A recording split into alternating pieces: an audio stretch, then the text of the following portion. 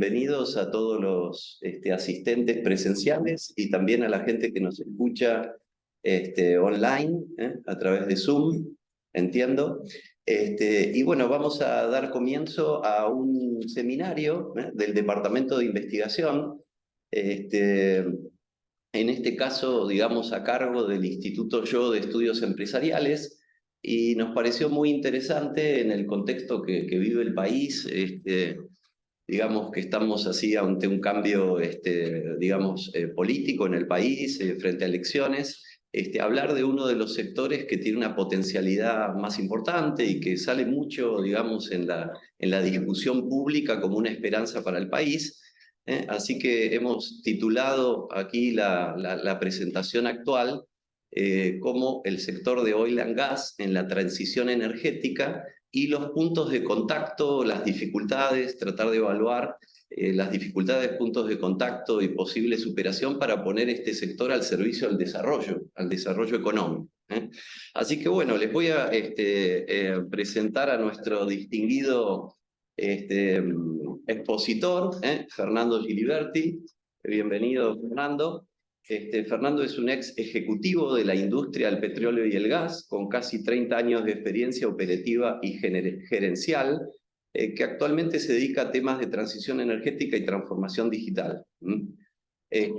Fernando se licenció en Contabilidad y Finanzas aquí en la UCA, con nosotros, obtuvo una maestría en Ciencias de la Administración en Stanford, en Estados Unidos, y también una serie de cursos, entre los que voy a mencionar un posgrado en Gestión y Economía del Gas Natural en la Universidad de Oxford. Comenzó en la industria en YPF en el año 93, en Contabilidad y Finanzas, pero luego trabajó en Desarrollo de Negocios. En 2001 se incorporó a Pride International como VP de operaciones en Latinoamérica, para hacer crecer los servicios en la región.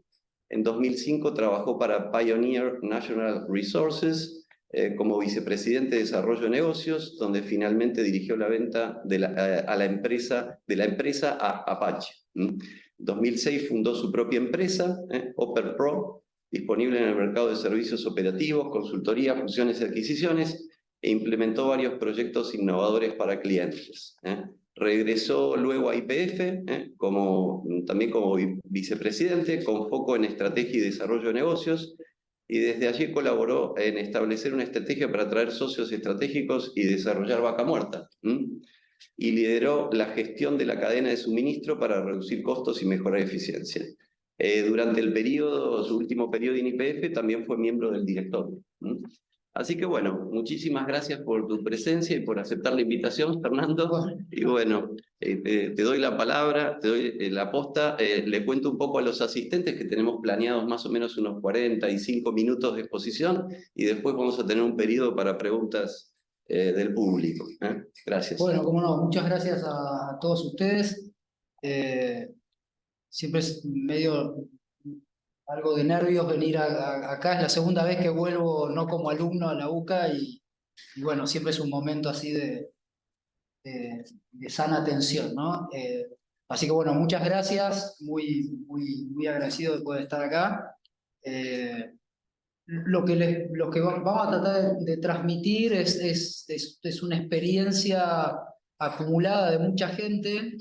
Yo soy el que hace el show, pero está Matías, que trabajamos hace muchos años juntos, gente como Ariel Masut, Alejo Girardi o Bruno Abriata, con los que venimos tratando de alguna manera sacar conclusiones de nuestro comportamiento exitoso y de nuestros fracasos. Cómo hemos intentado leer la partitura de la macro y tomar decisiones en la micro y viceversa, cómo hemos tratado de que la microeconomía formara experiencia acumulada que pudiéramos llevarla a los agentes de la macro.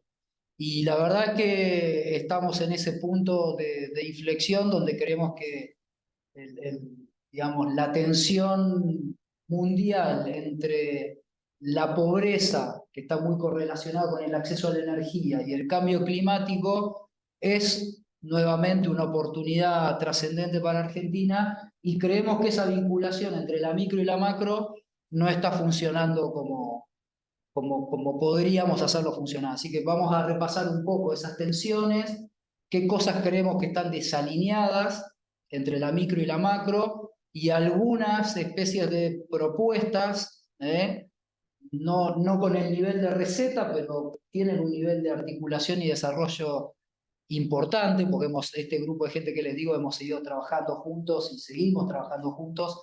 Así que bueno, vamos a tratar de recorrer ese espinel y bueno, espero que se entienda más o menos y lo que no veremos al final de evacuar esas consultas. Así que bueno, ponemos la presentación que acá está. Me paro para el show. Esto ya lo dije.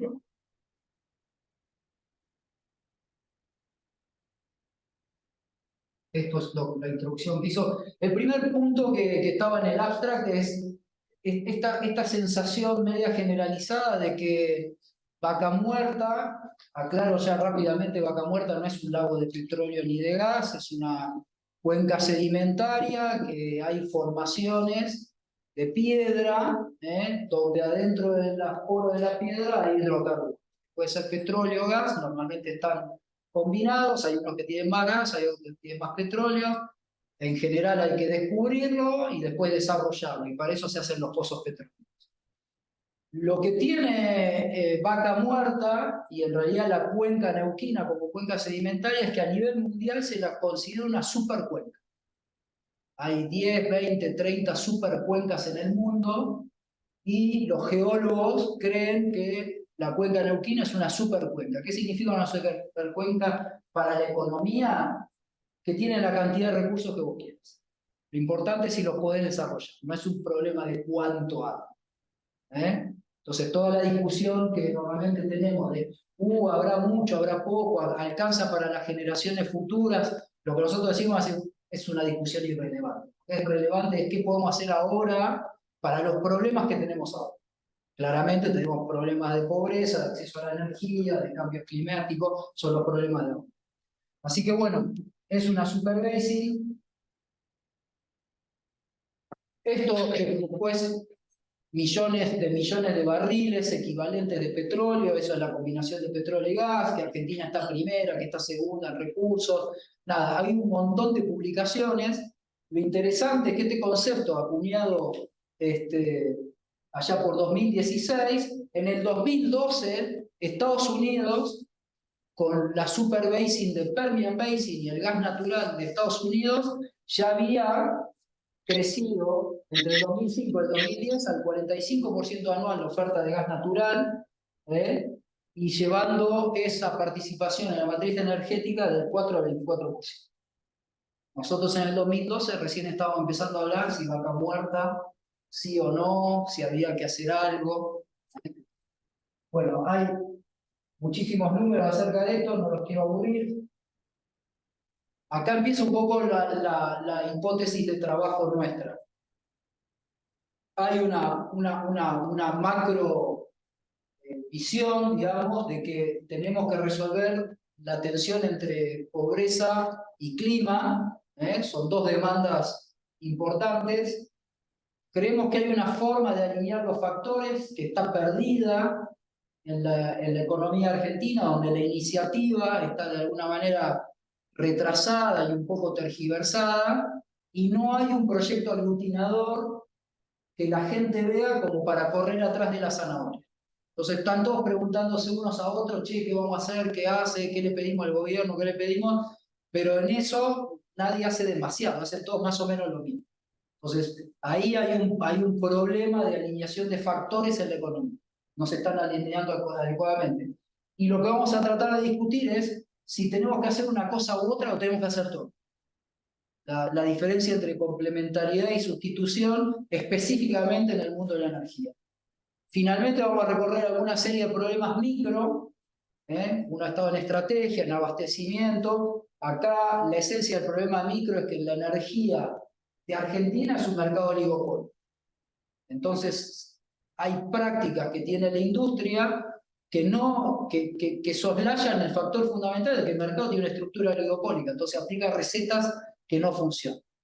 Desde la forma que perfora los pozos hasta la forma que contrata los servicios para perforar los pozos. Y finalmente vamos a discutir 2 o 3 acciones un poco más micro y un par más macro de cómo salir más rápido con él. ¿Ok? ¿Vamos bien hasta ahí? Bueno, acá vamos rápido. El problema post pandemia es que crece la inflación, crece la inflación mundial, y esto he tenido la oportunidad de discutirlo con algún ministro de Economía de Argentina, y me dice: Fernando, todo el mundo está corriendo la inflación con la tasa de interés. Y no hay oferta, no hay shocks de oferta, no hay ningún producto. Por el contrario, los productos importantes de la economía, que son los alimentos y la energía, pegan y suben, tienen una volatilidad tremenda, y empieza a haber demanda de cosas que parecían ya estar pasadas de moda, como que aumenta la demanda de carbón. Entre la guerra y la pandemia se dispara la demanda de carbón, dispara los precios de la energía, etcétera, etcétera. Entonces estamos ante un problema mundial. ¿Ok?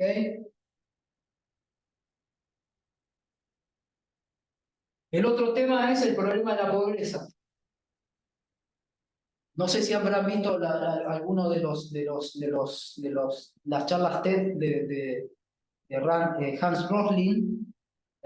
Son muy divertidas, pero tiene un libro que es realmente espectacular y muestra el mundo en estas fotos.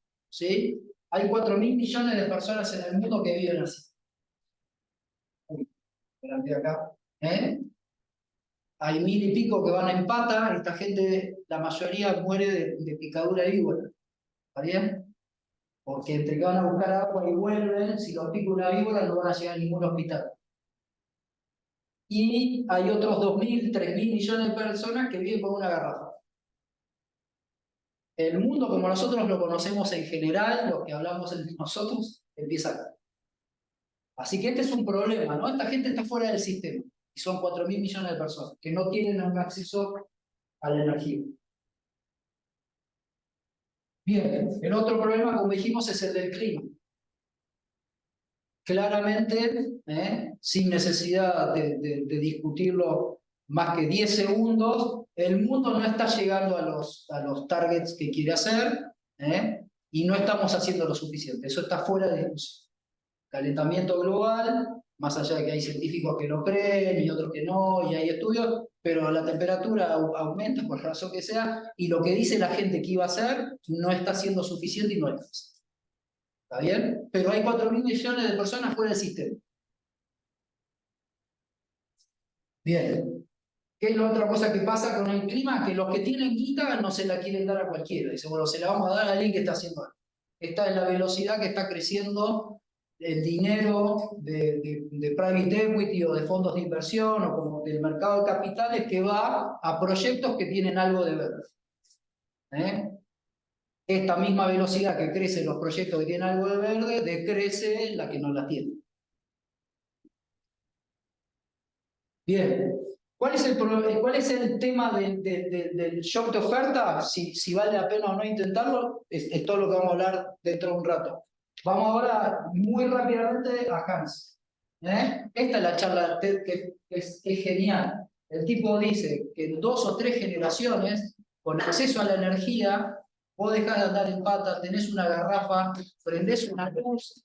En el momento que vos prendés una luz en tu casa, tus chicos pueden leer un libro, estudiar, y en 3 generaciones vos podés tener un multimillonario donde antes había una persona que andaba en patas, y que cocinaba en el piso.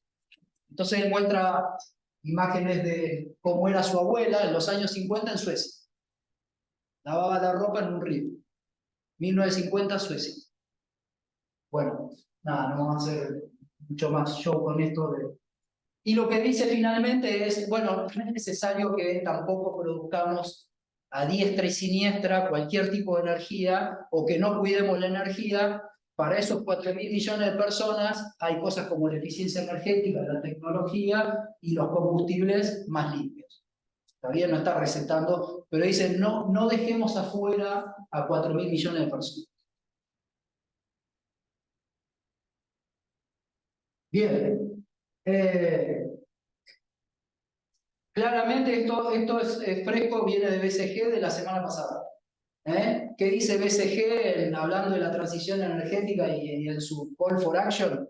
No, dicen cosas que, bueno, importantes, pero nada más que para reforzar el mismo mensaje que estamos queriendo decir nosotros. La energía es fundamental para el bienestar de la humanidad, ¿no? Para el acceso a la economía del bienestar. Y obviamente que mejorar el consumo de la energía y cómo se usa es fundamental. Claramente hay que sustituir la fuente de la energía, no cabe ninguna duda. Pero también hay que hacer algo con las que están en producción ahora. Hay que mejorar las emisiones de la fuente de energía que conocemos. Hay tecnología, ¿sí? Varias que están en surgimiento, en desarrollo, que tienen sus costos y que van a evolucionar positivamente en la medida que haya también demanda. Hay discusión acerca de los subsidios, no subsidios, no es el punto de nuestra conversación hoy. Hay tecnologías como la captura de carbono, la utilización y el almacenamiento, eso sí recuérdenlo porque es clave un poco en nuestra industria. Podemos hacer algo con el carbono hoy en la industria del petróleo y del gas, y esta es otra cosa importante que dicen. Las fuentes fósiles de combustible, las que hoy están en producción al 2030, un poco más allá del 2030, no van a alcanzar para la demanda energética que conocemos hoy, incluyendo la sustitución que viene de acá de las fuentes renovables. Eso significa que alguien va a tener que seguir produciendo petróleo y gas, pero lo va a tener que hacer de otra manera. Y acá se abre la pregunta para Argentina. ¿Qué vamos a hacer nosotros? ¿Vamos a sustituir lo que tenemos o vamos a participar de esta demanda de una forma limpia y responsable? Dado la gran cantidad de recursos que tenemos en la supervisión.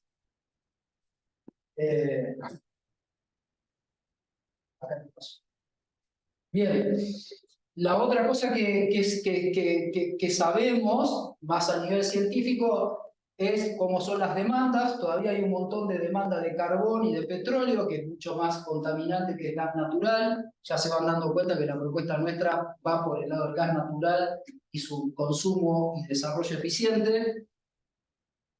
Un dato interesante es que el gas natural es la fuente de energía más eficiente para la electrificación, que es la forma más eficiente de mejorar los consumos. La forma más eficiente de reducir emisiones a nivel consumo es que todo se electrifique. Y la fuente más eficiente de producción de energía eléctrica hoy es el gas. Por un montón de razones que podemos discutir un poco más. Y entre las varias cosas que distintos gases tienen distintos problemas, el CO2 es menos peligroso y menos contaminante que el metano, por lo tanto la producción de gas natural tiene que ser muy cuidadosa con evitar las emisiones de metano. Y el gas natural como industria tiene menos muertes por millones de horas de trabajo que incluso las fuentes renovables. O sea, es una industria más segura que aquellas industrias que pretenden sustituir. Pero que termina acá. Y la demanda de gas natural proyectada en el mundo por los proyectos de licuefacción de gas. La licuefacción del gas es criogenarlo para poder transportarlo a grandes distancias. Es la alternativa de transportarlo por gasoil. O sea, para transportarlo entre continentes, que es donde está el problema de la pobreza y la demanda, hay que licuefaccionarlo. La demanda de licuefacción en el mundo tiene un gap interesante, porque entre la electrificación y la demanda petroquímica, la demanda de este gas crece al 4% anual, que es mayor a cualquier otro crecimiento de otras demandas. Así que hay un gap ahí en potencia, que lo vimos, que lo dice el BCG, lo dicen las proyecciones, etcétera, etcétera. Bueno, entremos ahora en una especie de modelo teórico donde nosotros decimos el desarrollo masivo y acelerado del gas natural en Argentina no solamente produce exportaciones, sino que le agrega por lo menos 15 puntos de PBI. El factor multiplicador del gasto autónomo petrolero en la economía es de 3 a 1. Y el derrame en el empleo es de 4 a 1. O sea, cada dinero gastado en industria del petróleo y el gas genera 3 pesos de PBI y cada empleo genera 4. Se me fue. Pasó.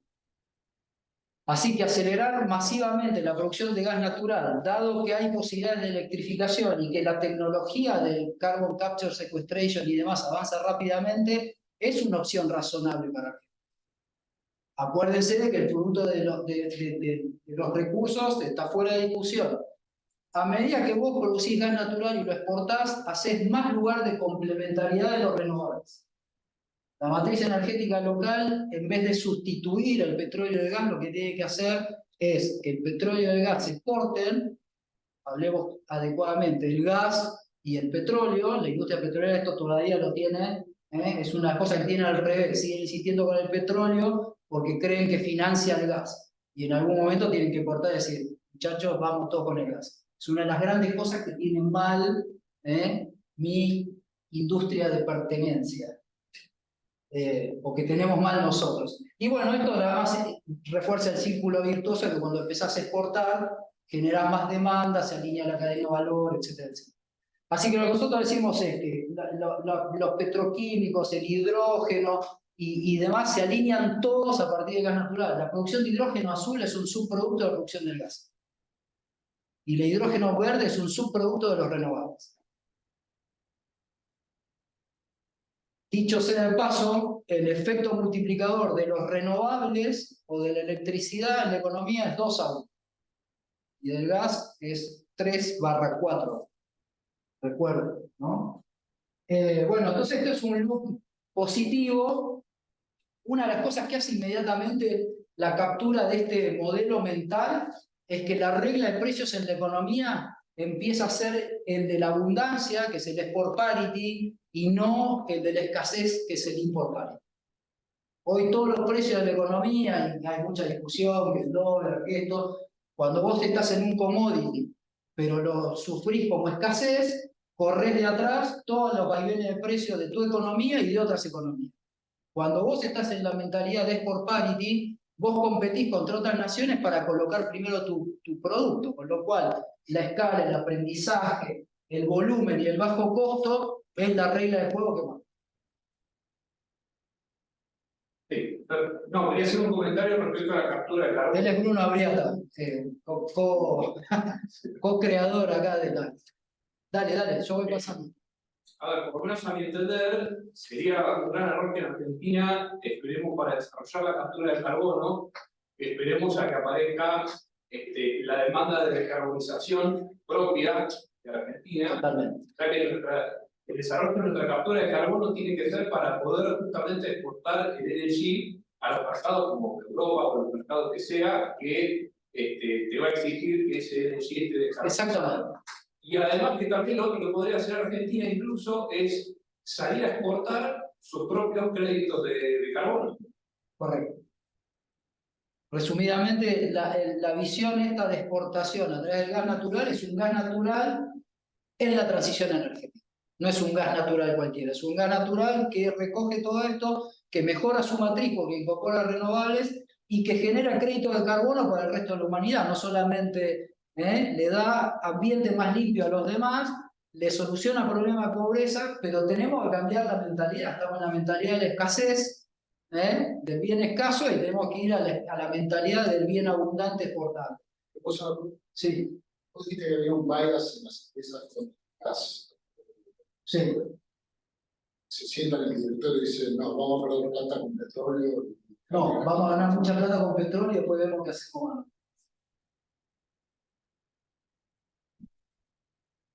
Y a Santiago. Pero bueno, a ver si esto funciona rápido. Porque muchas veces ese tipo de situaciones se generan cuando hay malos incentivos. O malas ideas o falta de propuestas. Y todo junto. Esto es de este lunes. Mientras nosotros estamos acá, está sucediendo la Argentina Oil and Gas, una feria de exposición. Entonces hay conferencias. Entonces, uno de los tipos que va, el único que hace modelo de precio y equilibrio de la energía en el mercado argentino es Nicolás Arce. La Cámara de Empresas Productoras de Hidrocarburos lo acaba de contratar para hacer un estudio de proyección de las cosas que cree la industria que hay que hacer en la transición energética, con lo cual están poniendo sobre la mesa lo que creen que es su stock de pozos o de reservas, lo que creen que es su posibilidad de reinversión de utilidades, lo que creen que es su posibilidad de atraer socios, y pasan cosas como estas, ¿no? Van a multiplicar la producción de petróleo por 3 y la de gas por 2. Los gasoductos lo van a hacer ellos, pero la infraestructura para llegar a la planta de LNG y hacer las redes eléctricas la va a poner el Estado. Entonces ellos van a poner 30.000 palos y el Estado va a poner 15.000. ¿Tienen algo más? Hay algo muy evidente más. Es decir, bueno, ¿bajo qué condiciones podría suceder esto? Y es un modelo. No es solamente, no es tanto como que se juntan en el directorio a ver qué pasa, porque si vas a hacer el pensamiento dominante, arroja modelados como... ¿Sí? No. Porque además esto sucede acá en 2030. Es decir, muchachos, ¿no tienen algo mejor para hacer ahora, más rápido? 130 millones de metros cúbicos en la producción de hoy. En el año 98-2000 era 140 millones de metros cúbicos la producción de Argentina. 600.000 barriles, que es la producción de hoy, en el año 98-2000 eran 850.000 barriles por. O sea, todo este hype que hay acerca de Vaca Muerta, qué sé yo, todavía no llega a donde estaba Argentina a finales de los 90, con una visión de recursos que era la 10ª parte de lo que tenemos, como mucho. Exportábamos, vendíamos al mundo, generábamos divisas, la inversión, digamos, era 15.000 palos por año, o sea, otra cosa, y esto ya pasó en Argentina. Y esta es la proyección petrolera ahora, o sea, en 10 años vamos a volver donde estábamos. O sea, de vuelta, pobreza, uno muestra la gente en pata de hand rolling, etcétera, etcétera, pero bueno, no vamos a discutir en la UCA la pobreza de Argentina, ¿no? Ustedes son los que hacen el estudio, los informes, 40, 40 y pico, 50, entre adolescentes, entre niños. Bueno, vuelvo. Gracias por las preguntas. Vos me dijiste que no, Sí. que al final, pero no, me están ayudando a recorrer. Bueno, pues tenemos casi a un coexpositor y al decano, jefe, así que le dimos alguna excepción. Sí, me ayudaron. Así que pregunten libremente, vamos a tratar de acomodarlo. ¿Qué es lo que pasaría si tenemos exportación? Claramente la exportación va a tener que ir por la licuefacción. Es decir, bueno, hay que empezar por los gasoductos regionales y la demanda interna. Es todo junto. Lo que hace la visión de un proyecto grande de exportación es que alinea el resto de los factores. Yo para tener un volumen grande de exportación tengo que tener un contrato internacional o 2 gigantescos, de miles de millones de dólares. Eso hace que la gente que perfora pozos tenga que salir corriendo a buscar guita donde sea para cubrir el contrato. No es al revés, que hay que perforar para después ir a contractualizar, que es lo que está pasando con los planes, el plan gas y todo lo demás. No, hay que correr atrás de la zanahoria. Estos proyectos, además, la instalación y la construcción de la planta no se hacen sin inversión extranjera directa. Cuando vos empezás a perforar pozos, empieza la demanda de infraestructura. Esta demanda de infraestructura normalmente también es con inversión extranjera directa. Y lo que pasa es que las pymes y el ecosistema empiezan a traccionar el ahorro local para correr atrás de la perforación de pozos. Entonces, nuestra propuesta, basado en lo que aprendimos estudiando economía y lo que hemos practicado en la gerencia, es: nos falta la visión concreta de algo firmado que diga vamos a exportar 400 millones de metros cúbicos, no 100 ni 200, ¿no? Firmemos algo que diga vamos a exportar 400 o 300 o lo que sea. Porque se ordena todo esto. Y el gasto público empieza a contribuir una vez que se acaban los subsidios. Uno de los efectos casi inmediatos de todo esto, ya cuando cambias la lógica de import parity, export parity, los precios de la economía bajan. Automáticamente bajan los subsidios. Empezás a fluir con la exportación, la contrapartida directa en el consumo interno de la exportación es la reducción de subsidios. Que no es necesariamente el aumento de tarifa, también van a escuchar todo lo otro, ¿no? La SEP acaba de contratar ese estudio donde dice, bueno, hubo 90.000 millones de dólares de transferencia del productor al consumidor por tener precios que no siguen a la regla del precio del mercado. Bueno, eso también es cierto. Pero el tema es de dónde me paro yo para proponer algo distinto.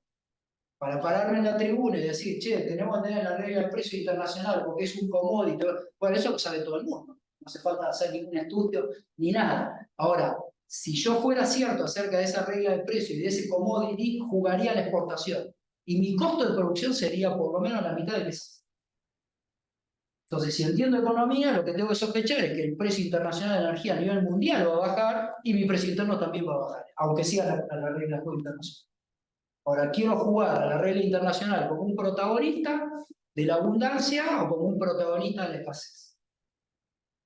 Y esta es la diferencia. La lógica de la escasez es la que habla del autoabastecimiento. El autoabastecimiento como concepto físico pasó de moda en los años 50. Ahora se puso un poquito de moda porque el tema de Ucrania y los rusos, qué sé yo, pero nada que no supiera. ¿Está bien? La lógica de la abundancia es la generación de riqueza y PBI. Importo algo, exporto otro. Y la economía está en equilibrio. Sustitución de importaciones. La sustitución de importaciones te lleva permanentemente a la paridad de exportación. La sustitución de importaciones desconoce la escala. Todos los proyectos de sustitución de importaciones de Argentina, incluso industriales, son para cosas que tienen escala de producción mundial. Y lo que nosotros tenemos de escala de producción mundial es el agro y la energía. No es que no se pueda lograr escala de producción mundial con equipos de perforación, equipos de fractura. No va a pasar hoy. Hay 2 fábricas de bomba de profundidad en el mundo. Hay 2 fábricas de motores para equipos de fractura en el mundo. Tienen escala de producción mundial. Están en Rumania, están en China, están en... Bueno, ya no me acuerdo de memoria. ¿Está bien? Entonces, toda la industria, porque es una industria de commodity de exportación, tiene algunas cosas. Bien, entonces, la lógica de la industria protegida, obviamente, es la del desarrollo de la ventaja competitiva mundial. Nada impide que si nosotros nos volvemos un polo exportador, se van a erradicar industrias que empiezan a fabricar fierros en Argentina. Eso es una lógica, es una consecuencia bastante, no solamente deseable, sino que va a ocurrir. La sustitución de importaciones, la contrapartida de la abundancia, las exportaciones y el superávit de la balanza comercial, y como dijimos ya, la paridad de exportación. La competencia por acceso a los factores escasos está sustituida en la abundancia por la colaboración, la formación de escala y el desarrollo de capacidad. La gente empieza a colaborar para compartir la infraestructura, para traer tecnología, para fondear empresas nuevas. Acá todos compiten hoy por la última chupada del mate. Quieren hacer un pozo más, hay que ir a buscar un equipo, hay que ir a buscar afuera, hay que... Pero de vuelta, compiten sin tener la visión de a qué escala van a competir. Entonces compiten entre ellos dentro de la escasez. Tamaño de mercado local, famoso barril criollo, ¿no? Hay que importar gas porque viene el invierno. Se acabó el gasoil. Bueno, tamaño local. Si uno empieza a exportar, el tamaño de mercado es global. El barril criollo es repartir entre nosotros la escasez, aumentando el precio de los productos. Para producir más o menos lo mismo que produce el mercado interno. El mercado interno tiene estacionalidad, tiene preferencias, con lo cual el autoabastecimiento es una fantasía, ni siquiera es físicamente posible lograr el abastecimiento. Por ejemplo, el salto de temperatura entre verano e invierno hace que la demanda de energía aumente 30% en el invierno. No tiene sentido perforar pozos para 30 o 90 días en el año, no se pagarían en la vida. Ahora, si yo produzco 5 o 6 veces más de lo que necesito, bueno, en invierno puedo importar lo que sea, ¿no? No voy a tener problema de dólares para importar lo que me falta. Subsidios. En la economía de la escasez, donde hay que subsidiar al productor, al consumidor, se reemplaza por el estímulo y el crédito, ¿no? Doy crédito, doy fondos para investigación, hago algún esquema impositivo diferencial para que pase alguna cosa más que otra. Ciencia y tecnología estáticos y separados. Habrán escuchado hablar de INTEC y de un montón de centros. Bueno, son centros absolutamente estáticos que no generan un efecto de innovación y los famosos network effects. O sea, son guetos cerrados donde la gente investiga cosas para algún problema que creen que tiene en la cadena de valor. No investigan cosas para hacer un impacto mundial. Dice, bueno, ¿en qué va el mundo? ¿Qué vamos a hacer con el carbon sequestration? ¿Y esto que estoy haciendo? ¿Se aplicaría en todo el mundo? No, porque yo tengo una pieza de un motor que me está funcionando mal. Hagamos una investigación para sustituir no sé qué pieza del motor. Comprar un motor nuevo. Perdón la exageración, pero es más o menos así. Bueno, y lo que hablábamos en la placa anterior del círculo virtuoso, la trampa del reemplazo de fuentes a nivel local, que el reemplazo de fuentes, si yo sustituyo aquello que genera 4 puntos de PBI por uno que genera 2, estoy destruyendo PBI. La famosa ley Gille con los renovables y la obligación de determinada gente de consumir una fuente en detrimento de otra llevó a contratos de compra de energía garantizados en dólares contra la deuda externa y se cerraron pozos de gas. Entonces los petroleros y varios más están medio locos en este momento de Argentina. Y eso hay que sustituirlo por el círculo virtuoso que vimos. Bueno, la analogía, ya sabrán, año 90, la producción de petróleo y gas se multiplica prácticamente por 3 en un periodo que si vos me medís cuándo empieza realmente la perforación fuerte del pozo, es prácticamente 5 o 8 años. Con otra tecnología, con otra visión de recursos. La matriz energética de Argentina, que en los años 70 tenía 70% de petróleo, pasa a tener casi 60% de gas. Ese 60% de gas de la matriz energética local, hoy ya es 50 y pico. O sea, fuimos para atrás. Y no necesariamente lo está sustituyendo los renovables, está creciendo otra vez el petróleo, acá. Bien, ¿qué hago? Bueno, acá está la historia de las exportaciones, las importaciones, la balanza comercial, bueno, esto se lo dejo, después lo miran. Esta es más cultural, con eventos históricos, para los que quieren correlacionar la economía con los momentos de la historia argentina. Volvemos acá, seguimos para adelante. Bien, entremos en los problemas micro. Uno de los problemas micro es que las empresas no están manejando bien sus portafolios. ¿Está bien? A medida que hablan un montón de vaca muerta, también mantienen una estructura de yacimientos más viejos y no hacen renovación de stock. Entonces, sus propias habilidades para invertir capital y para reinvertir están dañadas por su propia consulta. O sea que es como acumular en el almacén o en el garage stock obsoleto. Llega un momento que decís, esto que vaya para otro.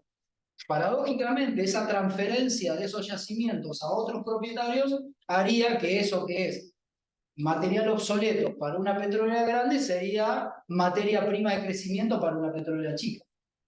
Obviamente hay que ver quiénes son las nuevas petroleras chicas en un mercado que no va a venir la inversión extranjera para esto, pero sí la inversión local. ¿Ok? Entonces acá hay un círculo vicioso que está dando vuelta en la estructura actual del mercado y que hay que resolverlo privadamente. Muchas de las empresas prestadoras de servicios de las petroleras tranquilamente podrían operar estos yacimientos. Y estos yacimientos todavía tienen la posibilidad, si no es de producir más, por lo menos que declinen menos. Acá abro un mini paréntesis, no sé cómo estoy de tiempo. El petróleo y el gas es como una esponja metida a presión, que cuando la pincho, esa presión sale para afuera y va a salir entonces el jabón, la burbuja, el petróleo, el gas, el agua, sale todo para afuera. A medida que se agota la presión, se agota la producción. Entonces, producción y presión son una función inversa. La única forma de mantener estos yacimientos vivos es inyectarle agua o hacer cosas para que renueven la presión. Bueno, el no convencional es totalmente distinto. Es como tener la mesada de mármol de tu cocina y asumir que en los poros de la mesa, cuando vos le pegás fuerte y la rompés, empieza a salir bebé. Ese es el no convencional. Eso es vaca muerta. Esponja convencional, mesa de mármol no convencional. Me le acabo de dar mesa de mármol. Bien, entonces acá hay un círculo vicioso donde la caja misma de las empresas de hoy se está despilfarrando. Se podría reinvertir distinto, a otra velocidad, su propia caja. El otro tema que hay de la microeconomía, que hablábamos con Marcelo, en un mercado que hay pocos productores y en el Pareto del gasto de las empresas hay 10 o 12 que se llevan el 80% de la guita, hay una estructura de mercado oligopolio. Entonces, hacer licitaciones de bienes que no son estandarizables en periodos cortos de tiempo lleva a la situación de rehén de los contratos, ¿no? Los famosos hold-up y digamos, la teoría del juego es perder. Uno va a comprar en promedio más caro y el otro tipo va a tratar de ganar y cuando pierde, nada, recuperar en el siguiente contrato. Los contratos son demasiado cortos y hay una pretendida lógica de estandarización para generar una pretendida lógica de competencia en el mercado que no existe, porque la estructura del mercado es el igual. Entonces acá hay que migrar hacia cosas más modernas como los contratos relacionados. La doctrina de Oliver Hart del 2016 y algunos otros que dicen, che, cuando pasan este tipo de cosas, esto es lo mismo ampliado, cuando vuelvo para atrás, cuando pasan este tipo de cosas hay otras formas de relacionamiento contractual que aplican justamente cuando los bienes no son muy específicos, cuando la relación cliente-proveedor hay que continuar a largo plazo, cuando las variables de la relación cambian todo el tiempo, el precio, la demanda, la oferta. Entonces vos tenés que ir medio como de la mano resolviendo problemas dentro de una alianza, bueno, después como formato se le puede dar el nombre que quieran, pero son genéricamente contratos relacionales. Bien, otro problema de los micro es que no solamente la guita de los yacimientos maduros le está drenando caja a Vaca Muerta, porque eso se podría reinvertir a otro lado, sino que cuando van a perforar los pozos en Vaca Muerta, y uno trabaja con geólogos a nivel internacional, hay un par de ellos, están escritos acá abajo, después los investigan, que te dicen, che, los pozos los tendrían que hacer distintos y podrían producir 30 o 40% más. Esto lo puedo decir acá en la academia, entre economistas, porque si lo digo entre mis colegas geólogos ingenieros, voy a aparecer nadando acá en la ría en 5 minutos. Pero es todo un tema, es todo un tema. Y lo digo, digamos, con un interés amplio en el asunto, porque yo promuevo a este señor, pero además a mí me mandaron a contratarlo en el 2012, cuando Vaca Muerta no existía. Dije, che, andá, contraté a ese pelado, a ver si hacemos un pozo y empezamos a hablar de Vaca Muerta. Pues este tipo sí sabe lo que habla. No es el único. Hay pocas compañías en el mundo que mezclan conocimiento práctico y conocimiento científico de laboratorio para modelar cómo sería pegarle una piña a la roca de mar. Bueno, ya está. Todo lo técnico que iba a decir, ¿está bien? Era fácil. Bueno, acciones posibles. La primera es, nada, romper con el esquema de monopolio y ir a relaciones de más largo plazo. Bueno, si vamos a encolumnarnos detrás de una Argentina exportadora, pongamos esa visión por delante y hagamos contratos relacionales. La otra tiene que ver, bueno, contratos relacionales, este es un esquemita, no importa. Acá está todo, esto es cut and paste de la Harvard Business Review, así que la pueden consultar. Y hay todo un artículo chiquito interesante que acá está citado de cuándo sí, cuándo no los contratos relacionales. Acá está cómo la colaboración en los yacimientos maduros reduce 10-15% los costos y aumenta 10-15% la ganancia de los contratistas que están hold up. Hemos hecho una modelización. Y acá está el tema de financiamiento de portafolios. Si logramos crear la estructura de exportación, ahora nos metemos en el tema jurídico que hace la economía, no en el derecho puro, pero sí en algunas cosas del derecho que ayudan a la economía. La verdad es que lo que trata de decir este gráfico es que yo podría agarrar los pesos sobrantes de la economía, convertirlo en pozos a través de los servicios petroleros y pagar esos servicios con un par de años de producción en dólares y quedarme con todo el flujo de producción en dólares volviendo para Argentina. Es una especie de mecanismo de secado, lo hemos estudiado con Don Bruno en la época de la pandemia, siguiendo cosas que decía Krugman y compañía, y después nos tocó explicárselo hace poco al ex ministro Guzmán. Pero bueno, básicamente decir, bueno, no es cierto que no hay financiamiento. Es cierto que no hay mercado de capital, pero es cierto que hay un montón de guita dando vuelta que algo se puede hacer. Bueno, esta es una propuesta que interesó, no es la única, claramente. Ya dijimos que esto va de la mano con que venga la inversión extranjera directa, asociamos parte de la inversión extranjera directa con la infraestructura. La infraestructura tiene que ser compartida, nadie va a hacer una planta de licuefacción uno solo, nadie va a hacer un tren de Vaca Muerta uno solo. Acá hay algunos números de escalas, esta es la escala mínima con la que tendríamos que hablar. El estudio de la SEP apunta prácticamente 70% de esto. Y acá mis amigos no me dejaban poner una placa que dijera el doble. Yo ya les dije, yo soy de 300, 400 millones de metros cúbicos, están hablando de 200. Pero la demanda incluso regional que hay ya es de 20, 30 millones de metros cúbicos por día, solamente llevando gas hasta Brasil, que ya empezó a construir la planta de regasificación. Bueno, acá hay algunos números que dicen que además, lo importante de esta placa no es que a estas cantidades, que es la mínima, los precios vuelan, son precios de exportación. Yo puedo producir gas en los pozos a escala, a menos de $1 por millón de BTU, que es la unidad de medida estándar, o miles de pies cúbicos, son equivalentes. Puedo generar transporte hasta la licuefacción por $1. Puedo, a partir de estas escalas, 200, 300 millones de metros cúbicos, procesar o criogenar por 1,5 y llego a la fuente de consumo con otro $1,50 de transporte internacional. Entonces, el desarrollo de la cadena local son $3,5 por millón de BTU y vos llegás al mercado de consumo a 6, 7, $8 por millón de BTU. Cuando Argentina compra gas en invierno que falta, paga entre 10 y 15. De vuelta. Ese cantito es el que vende. No es importante pagar 10 y 15. Lo importante es exportar a 7, 5 o 6 veces más de lo que producimos. Ese es el tema. No sustituir 10, 15 o 20 millones de metros cúbicos en invierno a 15. Bien.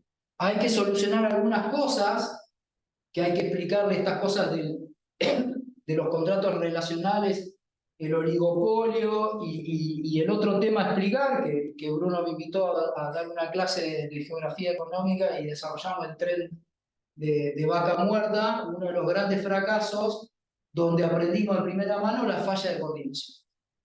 El tren de Vaca Muerta era el tren fantasma petrolero, donde se juntaban 10 petroleras, comprometían cierta carga, que era lo mismo que vemos con la exportación. El compromiso de la carga es la fuente de financiamiento. La tasa de crédito de las petroleras era menor que la del Estado. O sea, todo un Estado defolteador, con problemas de crédito. ¿Qué pasó? Aparecieron las PPP.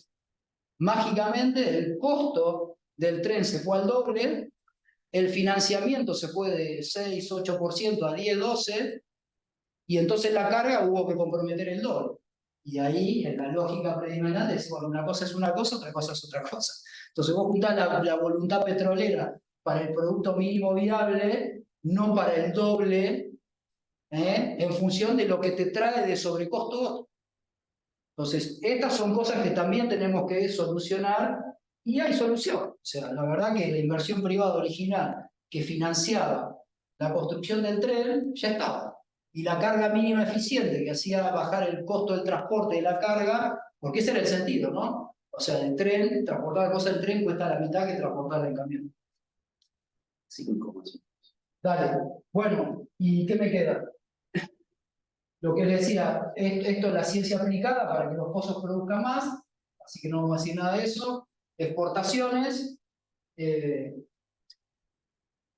lo que les decía, 200, 300, esto puede ser lo que quieras, pero dando vuelta en la región ya tenés prácticamente 50.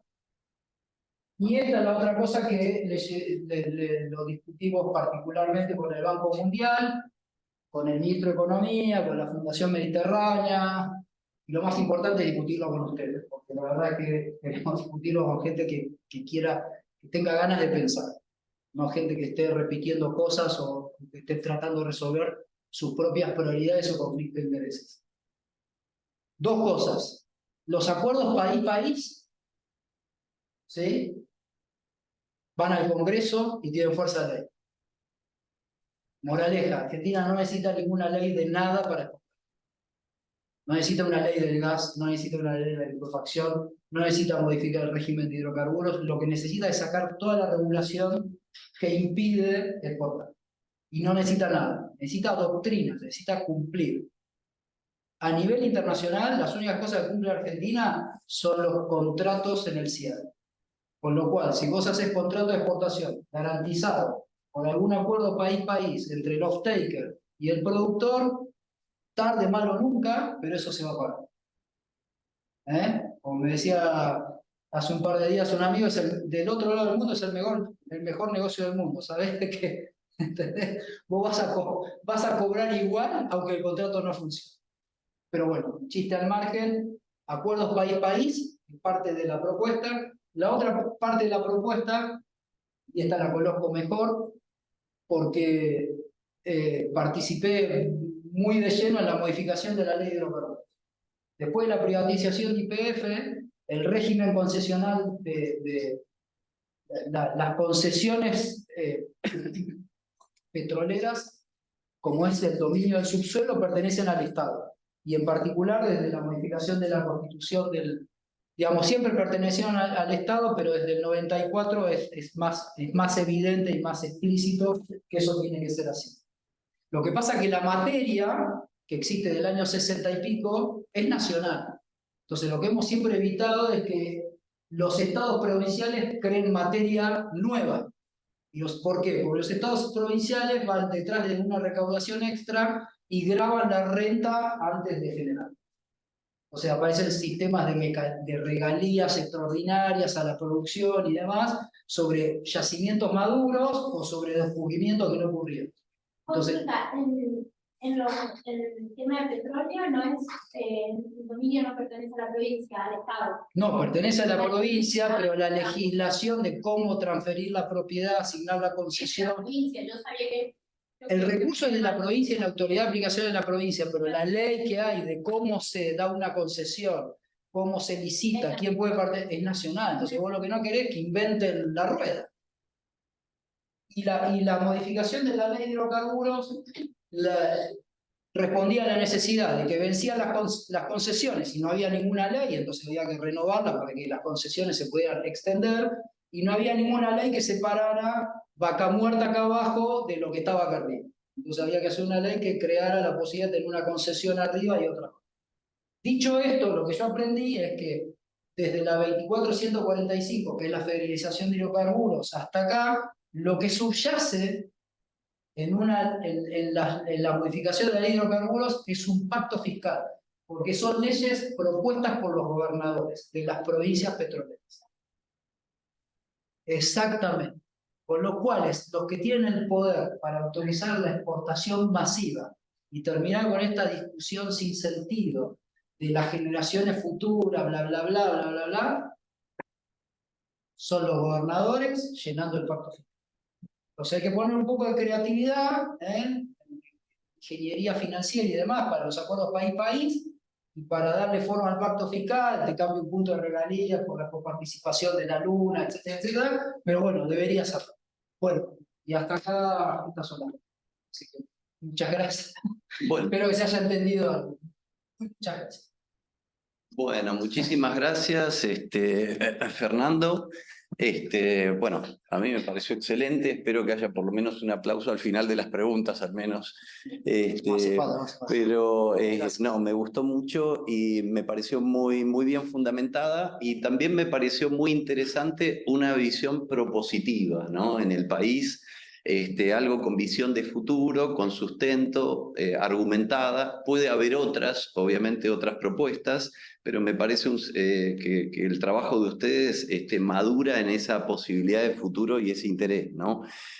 Bueno, entonces, sin hacerlo largo, vamos un poco a las preguntas, ¿eh? Voy a tratar de ir alternando la gente presencial con también la que está online. Así que levanten la mano ahí en la parte online, o si no, me avisan aquí del público presente. Me pareció ahí que Laura Ferrarini levantó la mano, ¿puede ser? Laura es la que más trabajó en Argentina en el tema del tren norpatagónico.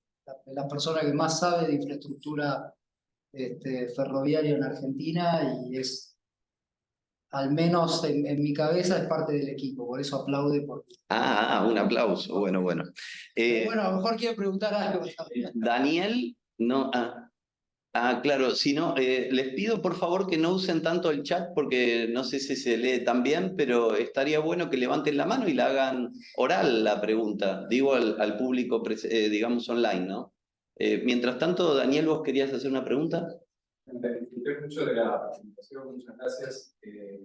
La pregunta tenía que ver con, hay un tema central, bueno, cómo se distribuye la renta, cómo se arquitectura. Y hay dos preocupaciones. Una es, bueno, realmente cómo nos apropiamos de estas rentas que se podría tener y cómo le garantizamos a quien invierte que va a poder apropiarse. Yo veo algunas propuestas, pero me parece que esa es una cuestión central dentro de la discusión. No sé si hay algunas cuestiones más específicas que puedan contar sobre esa. Apropiación de la renta ¿por quién? Bueno, uno pensaría, no sé si es el Estado nacional, empresas locales, estados provinciales. ¿Cómo ocurriría eso? Porque, en principio, grandes exportaciones argentinas no necesariamente involucran que se van a beneficiar a las flores residentes en el país. No, bueno, yo, a ver, cómo hacerlo de la forma más fácil posible. Pero para poner en contexto, ¿no? En otros países es más fácil. Uno piensa en Qatar y ve cómo se gobierna Qatar y entiende que Bueno, pero estamos distribuyendo la renta en la abundancia. Lo primero que se desprende de esta propuesta es terminar con la distribución de renta ineficiente, que es la alocación de subsidios actual. ¿Está bien? O sea, esa transferencia, como lo ven los petroleros, de precios no cobrados por ellos, lo paga el Estado con subsidios, una parte al productor, otra al consumidor. ¿Sí? Y esos subsidios salen, primero, del exceso de impuestos que se quejan los industriales, el agro y los demás, retención, etcétera, etcétera, y después salen de la inflación. Y ustedes, no voy a explicar el círculo de la emisión monetaria. O sea, la verdad es que la renta está muy mal distribuida porque la regla de precios está violentada. En una economía de la abundancia, la forma de distribución de la renta es la que está prevista en la doctrina argentina. Le pagás 10-12% a la provincia por la explotación del recurso, le pagás 20-30% de impuestos a las ganancias por la ganancia de la empresa, y con eso el Estado redistribuye como quiere. Y es un montón de dinero adicional del que hoy están distribuyendo. Hoy todo lo que quieren distribuir que falta viene de los subsidios y los subsidios de la inflación. Entonces el mecanismo de distribución de renta, después alguien más tendrá que discutir si en esa economía que se viene 12% de las provincias y 35% al Estado, que a su vez coparticipa, es un esquema de redistribución razonable. Debería ser como tasas suficiente. Hoy, por encima de eso están regalías escondidas, impuestos de sellos, impuestos municipales, o sea, toda esta actividad petrolera lo que tiene es un sobrecosto, que como distribución de renta es parte de la ineficiencia de los estados, ¿no? Sí, para complementar, me parece que también un poco la respuesta a su consulta, Daniel, que está cuando mira lo que es la estructura de costos de la actividad. Números gruesos, por lo menos, poner que aproximadamente los costos más ingresos de una petrolera, el P por Q de las ventas. Lo que es en sí el expendio que hace la petrolera equivale más o menos a la mitad de lo que es el ingreso, digo, lo que es compra de bienes y servicios. La diferencia es distribución de renta entre los factores propiamente dichos del operador. Ganancias y sueldos. Hay obviamente dependerá del lugar de residencia del propietario de los factores. Ahora, dentro de ese spend, que puede ser de 50, 60, 70% del P por Q de la petrolera, dentro de ese spend, diría que para el no convencional aproximadamente una tercera parte es retribución a factores del exterior. Ganancia de la empresa de servicios o importaciones. El resto es ganancia de empresas locales y pagos de salarios en los sucesivos eslabones de la cadena. De manera que la renta petrolera que se genera, que después te decía que primero que nada hay una torta que podría ser más grande de lo que es hoy. Además de ganar la torta, buena parte de esa torta termina yendo a retribuciones de los factores locales, capital y trabajo local, a través de la cadena de abastecimiento. Te digo, para el no convencional, por cada dólar que gasta una operadora, más o menos 70% sean factores locales. Eso sí. Para el convencional, te diría que los números están más o menos en un 85%. Para el offshore, todavía no sabemos, con Victoria y algunos chicos de equipo estamos viendo cómo quedarían los. Bueno, muchas gracias. Ahí la intervención muy interesante. Me dio tiempo para leer una pregunta que hay ahí en el chat de Laura Gregorati.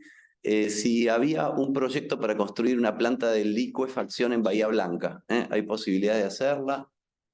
Sí, la discusión es Vox Populi, y PF está hablando con uno de sus socios que es Petronas, la compañía malaya, de hacer una planta de licuefacción, probablemente esté en Bahía Blanca, pero bueno, lo que a nosotros nos parece es que es insuficiente y es como medio largo el proyecto, tenemos que hacer algo más rápido. Tienen que participar los demás y salir por alguna solución de ingeniería más plug and play. Nada, ese proyecto sí está en marcha, pero es el que lleva los números que mostraba Nicolás Arcedo, que vos me preguntabas, de qué está pensando la industria. La industria está pensando que con esa planta va a llegar a los 200 millones de metros cúbicos en 2030. Y decir, bueno, y en Argentina de acá al 2030, ¿qué hacemos? Porque lo importante de salir a hacer 2, 3 plantas mañana es el recorrido. El PBI empieza a aumentar hoy, no cuando la planta despacha. Hoy, cuando la construís, cuando perforás los pozos, cuando haces el tren, ese PBI empieza a generarse hoy. Y bueno, nos parece que el proyecto está bueno, pero deme 2. Y más rápido. Bueno, en el interín, Mariano. Un par de preguntas. Muchas gracias por la exposición, realmente clara. La primera está relacionada con esta idea de usar el gas natural como transición hacia una matriz sin carbono. Creo que la propuesta, ¿no?, que ustedes están acercando. En ese contexto, me da la sensación que uno reduce las emisiones de dióxido de carbono en el corto plazo porque está sustituyendo carbón o petróleo por gas natural que genera menos emisiones, pero también está ralentizando, digamos, la inversión en energías renovables. Entonces, en el mediano plazo, las emisiones seguramente sean más altas de lo que deberían ser. Sobre todo en este contexto donde debemos que reducir relativamente rápido las emisiones de dióxido de carbono. ¿Cuál es tu opinión o cuál es tu idea sobre el impacto que tiene toda esta explotación de gas natural sobre las inversiones en energías renovables? La segunda pregunta está relacionada con las emisiones fugitivas de la explotación de gas natural, ¿no?, las emisiones de metano. ¿Cuál es el costo, digamos, de resolver ese problema? ¿Qué tan costoso es? ¿Qué tan importante, digamos, es ese problema hoy en día? Y si aumentamos la producción, ¿qué tendremos que hacer para resolver eso? Bueno, la primera pregunta, la respuesta más sencilla es la complementariedad. Yo no creo que una cosa ralentice a la otra, me parece que la acelera, sobre todo por el tema de la infraestructura. Los renovables nunca hubieran existido en el mundo si antes no hubiera existido la infraestructura petrolera, no lo hubieran podido pagar nunca. De hecho, la empresa más grande de energía renovable de Estados Unidos, en California, creció con subsidios utilizando la red eléctrica pagada por los productores de carbón. O sea, con tasas subsidiadas y precios subsidiados, es una compañía que tiene un total shareholder return de apenas 8%. O sea que ralentiza desde el punto de vista de que alguien le saca la oportunidad de inversión a otro, me parece que no, más bien que lo arrastra. Ahora, si vos vas con petróleo y carbón, bueno, sí, estamos hablando de otra cosa. Creo que hay bastante consenso de que el gas natural es el combustible de la transición, porque es mejor que los otros, no es el que va a subsistir en 100 años, no estamos hablando de eso, estamos hablando de una ventana de 20, 30 años, pero que haga un impacto en la economía argentina en los próximos 5. Esa es la propuesta concreta nuestra. Y para Argentina, arrastra la infraestructura. Las redes que vos necesitas hacer para conectar fuentes renovables no la va a pagar las fuentes renovables. Todo, el 20% de fuentes renovables en Argentina está hecho con subsidios requeridos a ineficiencia del productor. Más del 50% de la demanda de renovables en Argentina son las mismas petroleras que están forzadas a comprar sus propias renovables.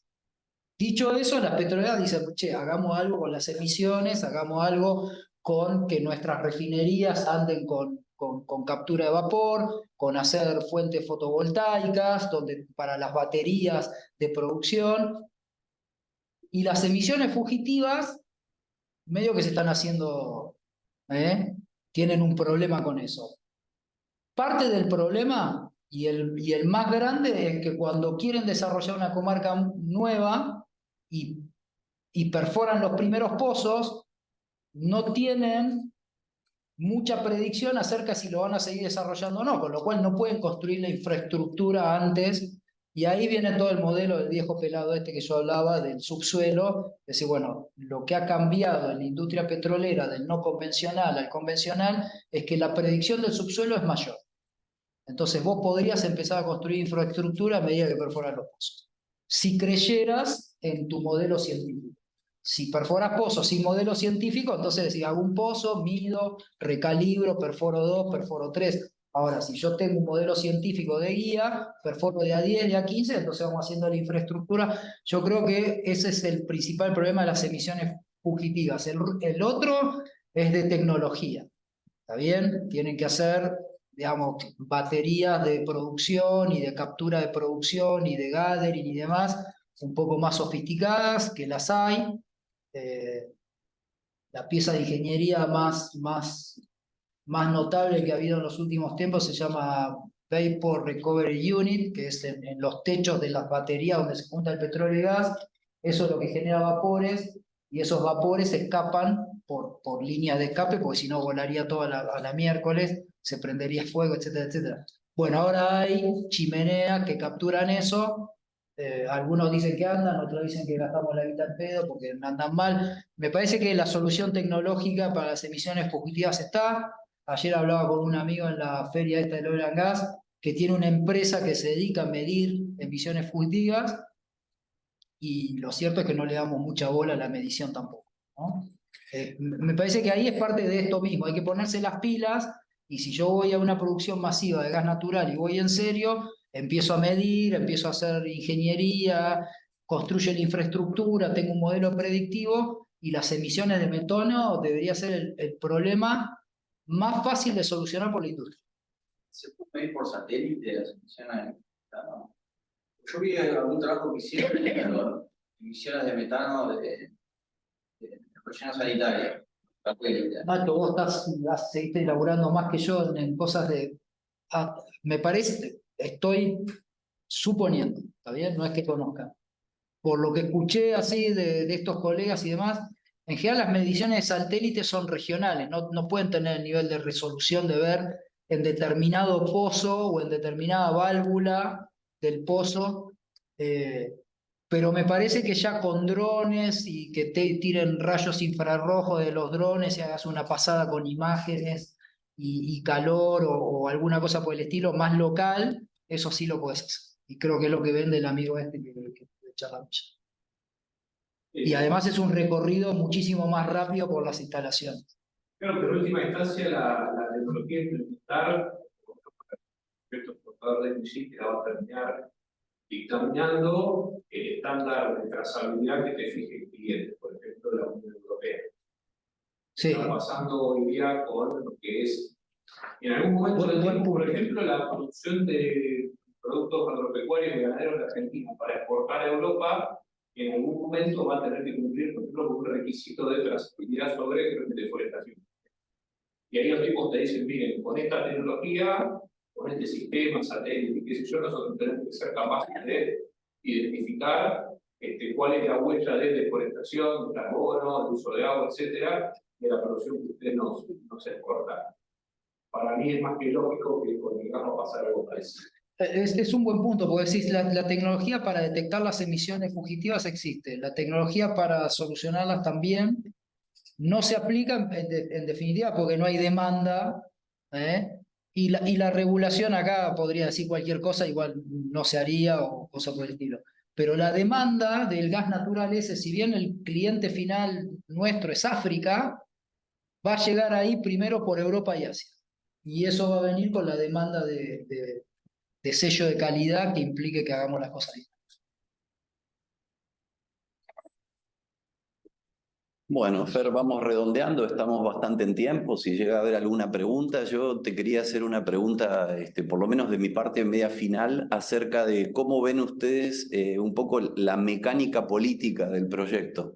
Vos hablaste un poco del protagonismo digamos, de los gobernadores provinciales, los partidos políticos hoy, las plataformas en la parte energética, uno ve a los candidatos en la televisión y todos están hablando de que el año que viene, aparte de que no va a haber sequía, digamos, esperan tener más recursos del gas y de la venta de energía. Qué receptividad hay en los candidatos, los grandes actores del mercado, que vos también conocés, ¿cómo ves esa mecánica, ese juego para que esto pueda tener alguna probabilidad? Supongo que lo tienen estudiado y tienen alguna estrategia. No te pregunto la estrategia en sí, sino cómo ves, qué diagnóstico hacen, cuáles son, digamos, en este billar, cuáles son las bolas que tienen que pegar en las distintas bolas para que esto se encamine, ¿no? En un país difícil, ¿no? Gracias por la pregunta, pero más o menos. Digamos, parte de la respuesta es que estemos hoy acá apuntando a la academia y a gente joven. De la misma manera que digamos, la gente o nosotros en general suponemos que el modelo político de Argentina está agotado, con él están agotadas las recetas, digamos, o las prácticas económicas que suceden.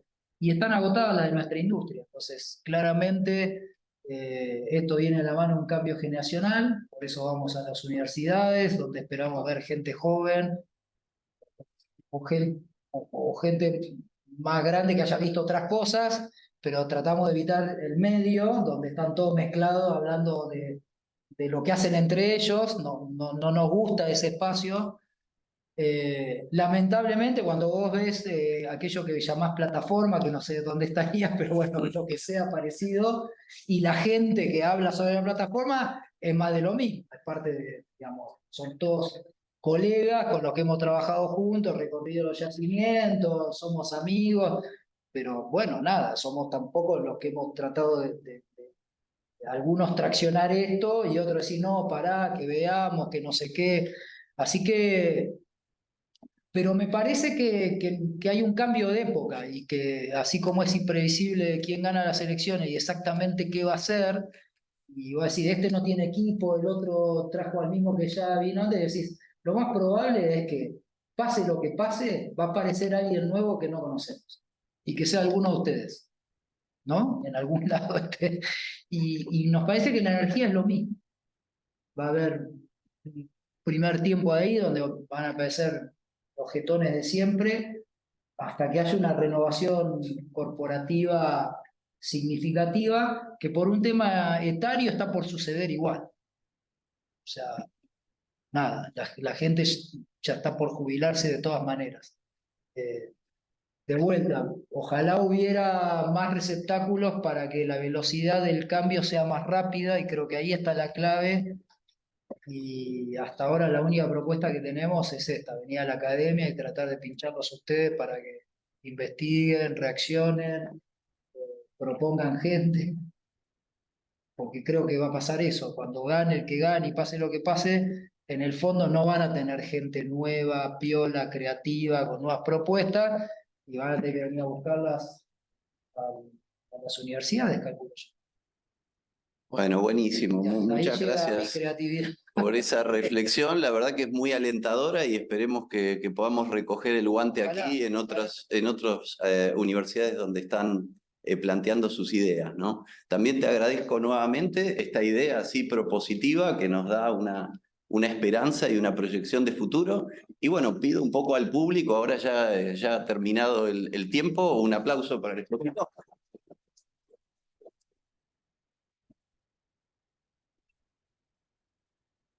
Muchas gracias. Un placer.